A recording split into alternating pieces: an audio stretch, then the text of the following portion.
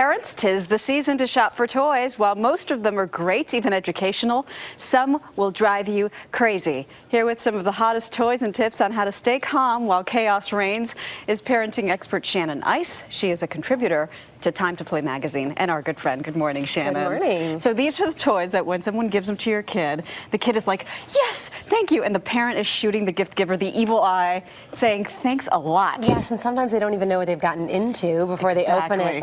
But you know, what's magical about all these is children love them. So yes. We know as parents that sometimes we just have to find a moment of peace to let that go. So what we need to do is know exactly what to expect with these toys. Exactly. So that's what we're going to do this It's morning. helpful. If your child receives Mundo, here's what you can expect. Yes, so Mundo is an alternative sort of building compound. And what's great about it is that it never dries out. So you can keep it basically forever, and you can feel unlike Play-Doh, which gets stuck to your carpet, which does. Yeah. So you can feel it's a very cool crumbly texture. That's one of the things kids love. Yeah. You can mold it. What we have here is one of their molding sets. I've molded a rooster here, and you crank it. It's all human powered, as we say. And this is good for kids because it does help them work with their hands. Yes, and it's creative play, and we love it. But here comes the but.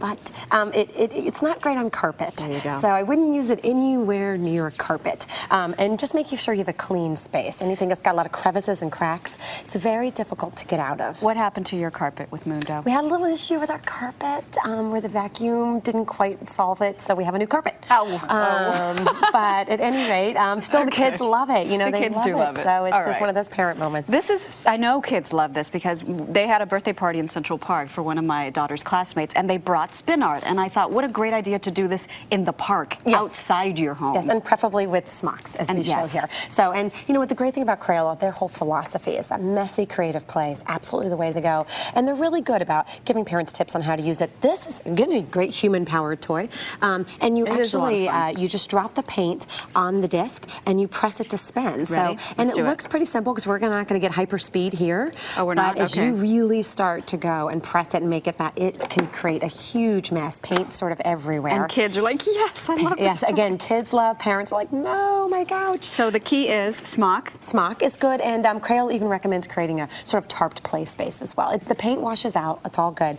but it does create a mess. Very good. Some bath toys can get pretty messy as well, but what do kids love more than bath toys? I know, and you know, I don't think we could get through a bath without them. I actually got my shower this morning and was greeted by a mural from my daughter, and we couldn't live without these things. We have the crayons here, some bath paints. These are some watercolor paints for the bath as well. Really great creative play, but can create a big mess for parents. So if you can teach the children that wipe up, clean up at the end of the day, at the end of the bath is really good as well. But great play, great category of play for kids. But again, a little bit of an eyesore sometimes. Yeah. So. These we have, and they're not so bad. And what we've done is what you recommend. We incorporate it into the bath time. Since the water's running anyway, you take a towel and you wipe off the tile. Look how much fun cleanup can be. Yes. Exactly. We keep trying to teach that. See if you can convince them to believe that one. Yeah. Okay, noisy toys. Yeah, so What's this one, you know, where this popped up on our radar, and this is from VTech, and it's called the Learning Bug. You turn it on, and the noise starts immediately, and it's got all these different parts that kids pop out and pop back in for tactile motor skills play. A lot of the reviews are, it just never shuts make it up. As annoying as possible. It turns itself on accidentally with a very easy switch, and it's just difficult to turn it off, and kids don't quite understand the mechanisms. Beautiful toy, lots of motor skills and activity. I know we're competing here a little bit, me and this toy, but you can see as a parent, this is some of that music as parents that you're like, oh. And here's the thing: so I go to the store and I try the toy, and I think it bothers me a little, but it's not bad. But think if it bothers you a little in the store, by the time you hear it 50,000 times at home, you're ready to. The Try Me features are a huge parent saver in the store, right? Because you can push the button and hear what noise or sort of audio feature it has, and it gives you a hint on what you can expect. And picture it going. Yes, but you do have to replay it over in your mind to get the full effect. I could see my niece is really wanting this Justin Bieber doll. This is Justin Bieber, and I know he's been a hit in the newsroom here. So he sings, and he sings a lot, and he's got every doll. I'm trying to find his singing motion, but every doll has it. Well, that's cute. It's cute the first time.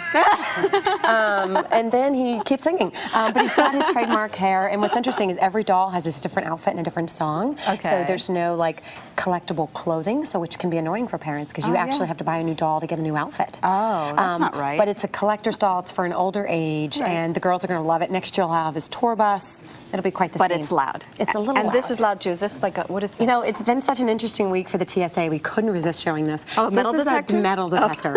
And so, yes, just imagine a holiday full of this. No, turn that off.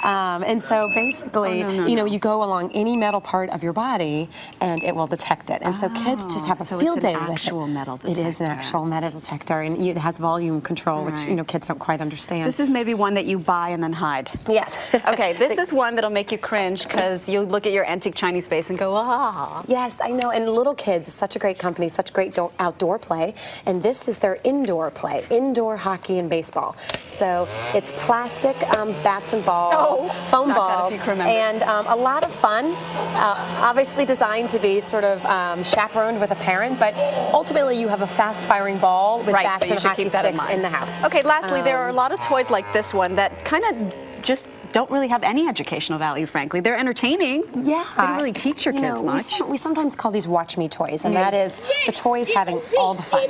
And the kids don't really know how to engage or what to do. And this toy is designed to get the girls up and singing the We Did It song, which is Dora's song. But what often happens is a very passive experience for a child. So if you're going to get this for your child, encourage them to interact with the product, mimic the behavior.